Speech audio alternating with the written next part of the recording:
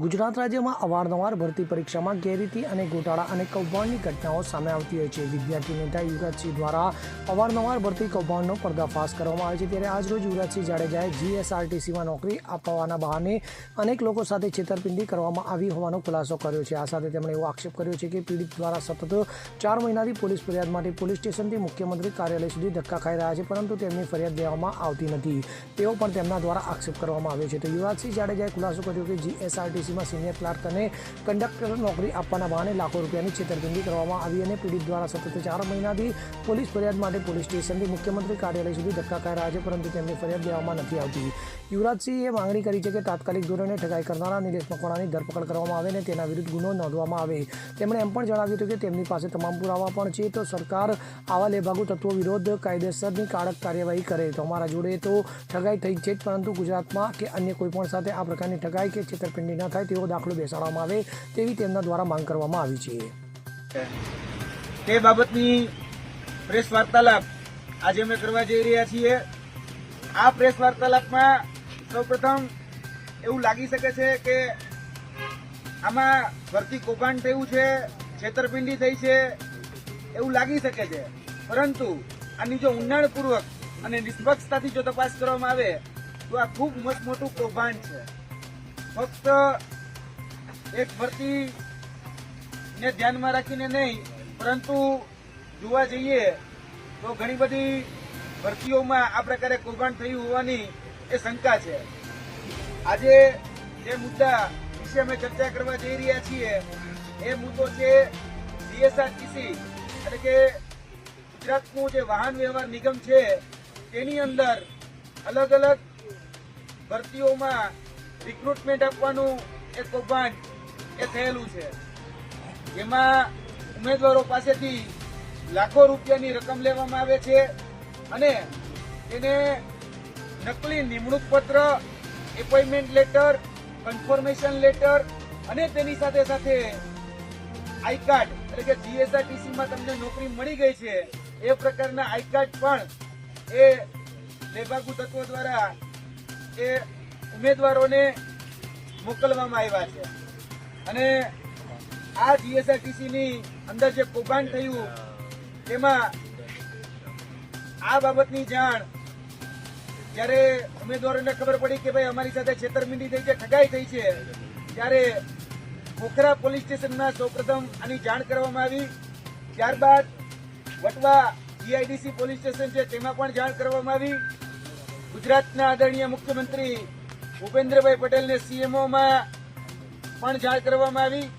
તેની સાથે સાથે ડીજીપી અમદાવાદ એમને પણ આની જાણ કરવામાં આવી, પરંતુ આજ દિન સુધી આમાં અરજી સિવાય કોઈ પણ જાતની એક ફરિયાદ લખવામાં નથી આવી।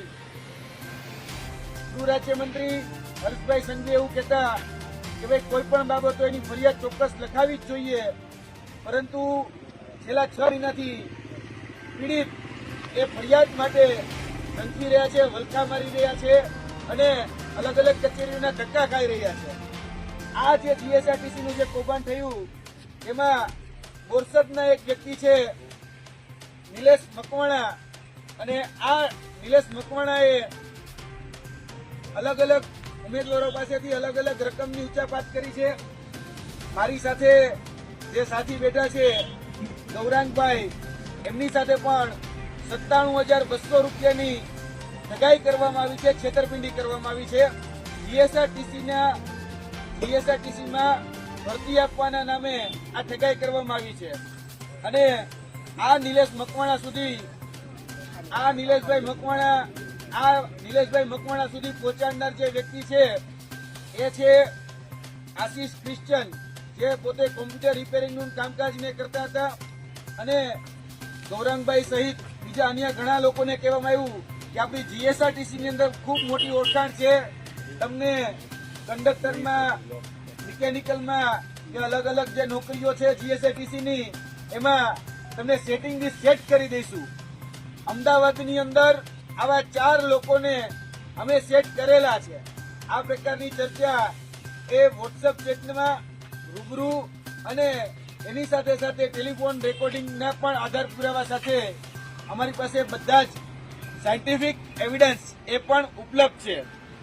અને આ જે નિલેશભાઈ હતા, નિલેશભાઈ મકવાણા, જે મૂળ બોરસદના રહેવાસી છે અને પોતે બરોડા જીએસઆરટીસી ની અંદર ફરજ બજાવી રહ્યા છે અને તમને લગાડી દઈશું એ પ્રકારની લોભામણી લાલચ એમના દ્વારા આપવામાં આવતી હતી.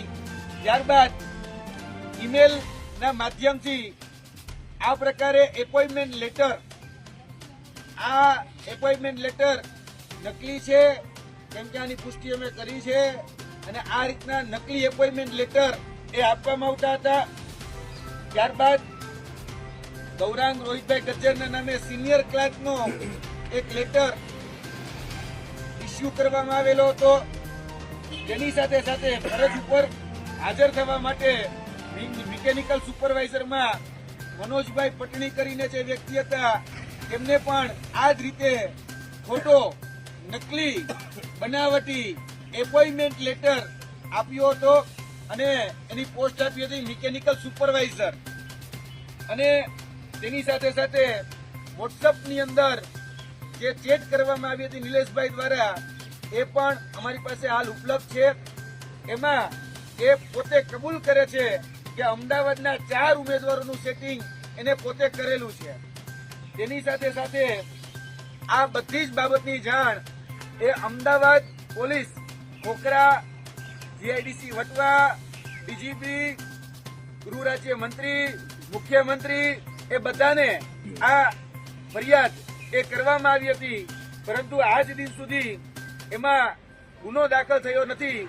અને જોવા જઈએ તો આ પ્રકારે એમાં જે ઉમેદવારો હોય એને આઈ કાર્ડ જીએસઆરટીસી ના નામે આ બનાવટી આઈ કાર્ડ છે અને આ રીતે તમામ લોકોને આઈ કાર્ડ ઇસ્યુ કરવામાં આવતા હતા અને ઈમેલના માધ્યમથી કે રૂબરૂ બરોડા કચેરીએ બોલાવી અને આ પ્રકારે એની સાથે ઠગાઈ કરવામાં આવતી હતી.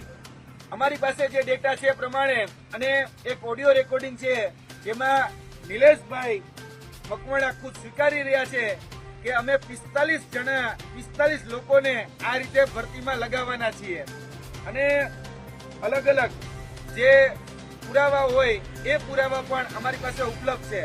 સાયન્ટિફિક પુરાવામાં વોટ્સઅપમાં થયેલી ચેટ, તેની સાથે સાથે ઓનલાઈન આ જે પૈસા છે જે ટ્રાન્ઝેક્શન થયું હતું એ ટ્રાન્ઝેક્શન એ ઓનલાઈન કરવામાં આવેલું હતું અને જે ઓનલાઈન ટ્રાન્ઝેક્શન થયા છે એના પણ એવિડન્સ એ અમારી પાસે છે.